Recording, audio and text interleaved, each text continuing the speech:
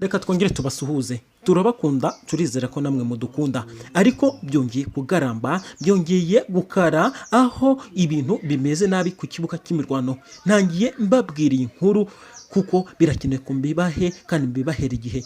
Reka mbasubize ku kibuga cy'imirwano aho ibintu byongeye kumera nabi mu burasirazuba bwa demokarasi ya Kongo, aho umutwe wa M23 wongeye gutana mu mutwe n'igisirikare cya Kongo FARDC n'abafatanyabikorwa babo.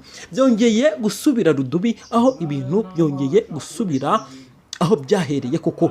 Intambara yongeye kuvuza ubuhuha, aho abantu bagera mu magana bongeye kuva mu byabo, abandi bagera mu binyacumi bangiritse cyangwa bakutse umutima. Ibintu byifashe naho aho abasirikare ba FARDC bamwe bishwe, abandi bongera gufatwa mpiri na M23. Ibi bimeze bite? Ni tariki 21 z'ukwezi kwa kane umwaka 2024. Ngenda Alex, iyi ni Noni TV show. Tukande subscribe, reka nze nyabahereze uri mu majepfo, mu majyaruguru, iburasirazuba, iburengerazuba, diaspora nawe twagusuhuje, ngwino nkwihera ikaze. Reka tujye mu burasirazuba bwa Repubulika Iharanira Demokarasi ya Kongo. Ibintu byongeye gusubira rudubi, ibintu byongeye gukara, ibintu byasubiye aho byatangiriye. Umuntu yongeye guhemukira undi muri Repubulika Iharanira Demokarasi ya Kongo. FARDC kera kabaye yishe abasirikare babiri ba M23. Ese ibice gute? Byagenze bite? Ni kubw'ibyo ejo twababwiraga ukuntu M23 ikomeje gutikira no gutsikira bitigeze bibaho mu mateka y'intambara iyihuje na FARDC. M23 bakomeje bakocinga barwana n'umwanzi, ko bakomeje kuvuga ko igihugu ari icyabo.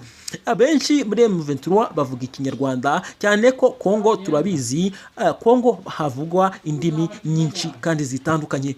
Ubwo hari igice kimwe cya Kongo bavuga ikinyarwanda, ariko leta ya Kongo ikomeza kubahiga.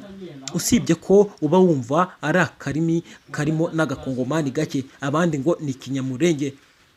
Ni kubw'ibyo leta ya Kongo yakomeje itoteza abo baturage kugeza na n'ubu. Baza kurema umutwe wo kwirwanaho cyangwa gushaka ubwigenge n'ubwisanzure mu gihugu cyabo, bawita M23.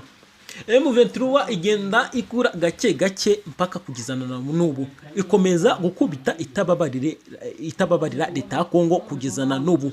Ariko kubw'ibyo igisirikare cya Kongo FARDC cyongeye gukora amateka atarigeze avugwa cyangwa atarigeze abaho hariya mu burasirazuba bwa Kongo. M23 yongeye gukubitwa inshuro ku rwego bitigeze bibaho.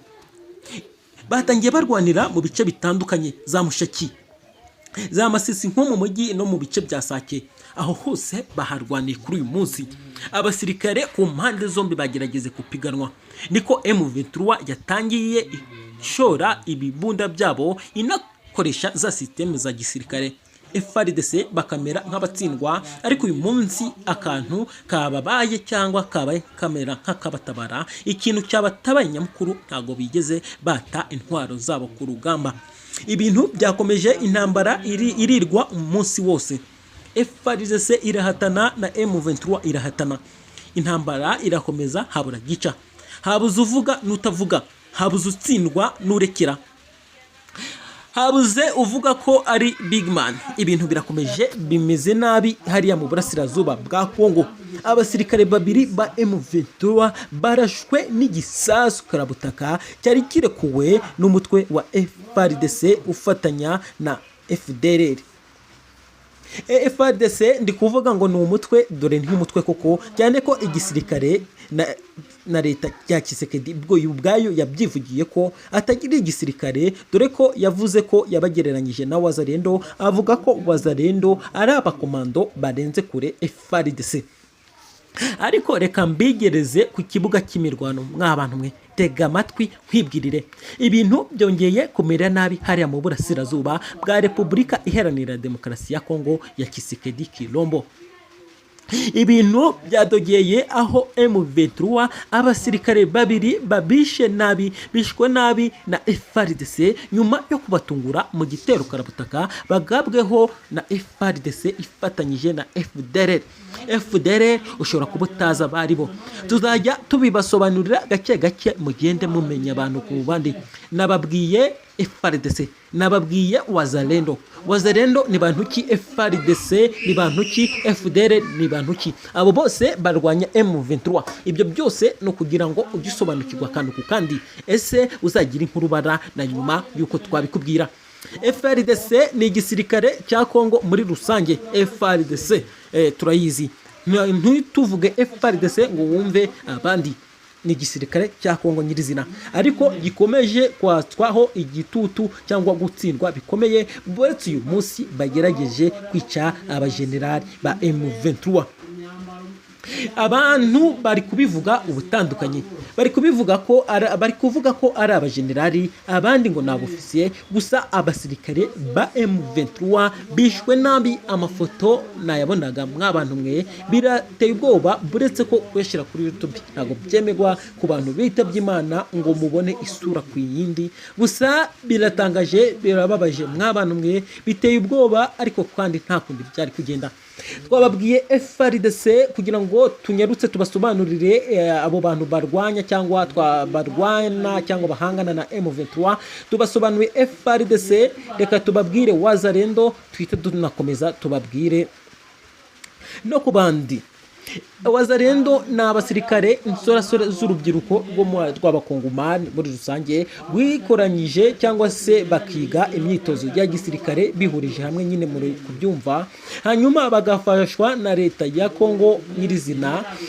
n'igisirikare cya Kongo FARDC muri rusange kikabafasha bakagendana intwaro ariko busanzwe n'abasivile muri make n'abasivile bahawe intwaro n'ibikoresho n'ububasha nk'ubwa gisirikare ubwo niyo Wazalendo naho FDLR muri rusange n'abanyarwanda basize bakoze genocide mu gihugu cy'u Rwanda ariko bakomeza guhungabanya umutekano w'u Rwanda babikorera mu burasirazuba bwa Repubulika Iharanira Demokarasi ya Kongo babifashijwemo n'igisirikare cya Kongo FARDC kubw'ibyo intambara irakomeje ihuje izo mpande eshatu basobanuriye bakomeza barwana na M23 nk'umutwe ushaka ubwigenge no kwishura ukizana mu gihugu cyabo bakomeje kuvuga ati igihugu ni cyacu kandi dushaka kwishira tukizana mu gihugu cyacu FARDC nta kintu yari yatangaza kuri ibyo bitero bagabye ku mutwe wa M23 gusa M23 na n'ubu imirwano iracyakomeje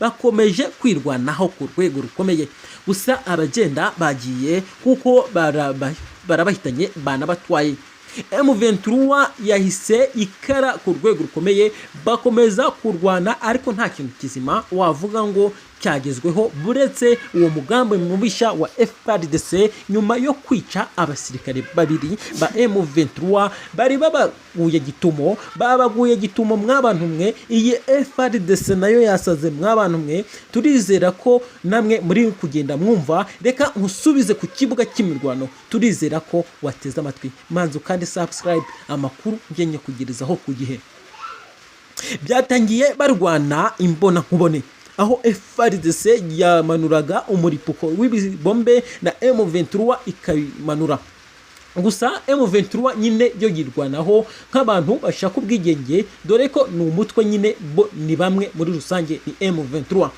FARDC byarayobeye izana abacancuro batandukanye baturutse mu bihugu bitandukanye itumizaho imiryango y'ibihugu bitandukanye nka SADC, SAMI, DRF n'ibindi bitandukanye ngo baze barwane cyangwa bahangane n'umutwe wa M23 byaranze abasirikare batandukanye mu bihe bitandukanye bagiye bicwa nk'abo Burundi, Tanzania, South Africa bagiye bicwa kandi bakicwa nabi n'umutwe wa M23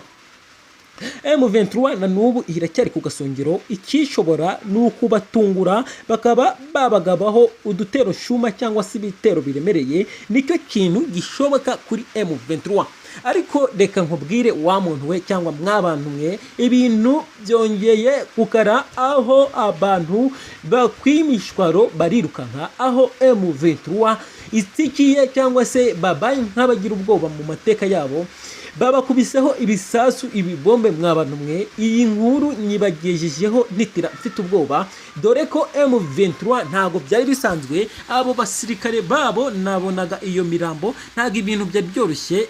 FARDC yabirindutse abantu mwe, intambara ikomeje gusubira irudubi. Urumva abantu batangiye kumera nk'abangana, bigiye kuba nk'ibiri kubera muri Ukraine n'Uburusiya. Ibintu bigiye gukomeza bikare bidogere, ariko turakomeza tubategurire inkuru aha hantu, turebe ko M23 yaba yagerageje kwihimura kuri FARDC cyangwa abambari bayo nka FDLR na Wazalendo. Abo bose twaba basobanuriye, byose twagiye tubibabwiraho, ariko turacyabategurira mwabantu mwe. Nimutega amatwi nkomeze mbabwire, nibube mureba ibyo, ariko ndaje mbategurire mwabantu mwe. Ibi bintu ndabona ntamenye